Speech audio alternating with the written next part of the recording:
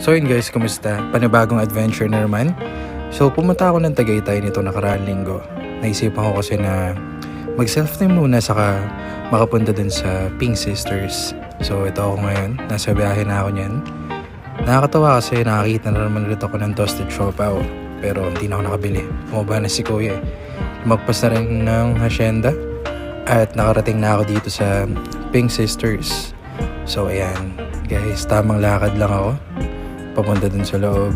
Tagal na rin nalas ako nakapunta dito, parang retreat yata namin nung high school. So ito guys, ganda pa rin ng lugar pero medyo ginagawa siya. Tapos yun, makikita nyo ganun pa din. Tapos syempre bawal mag phone kaya tinabi ko muna. Then yun, naglakad na ako guys palabas kasi wala akong masakyan. So tamang lakad lang hanggang sa nakakita ko ng parang mini tricycle. So, papunta ako niyan sa Starbucks Hiraya. So, yun, tanaw ko na yung Starbucks. Wala masyadong mga tao. Ayan, ganda talaga ng logo dyan. Tapos, hindi tulad dati, mahaba yung pila. So, tamang lakad lang ulit papunta sa loob.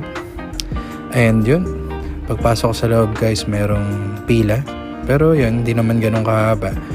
Naghintay lang ako siguro mga 30 minutes or 45 minutes hanggang sa makapasok ako dito sa loob. Tapos nag-iisip ako ng orderin ko. Kaso yun, sobrang dami ng tao kaya abang sa part 2!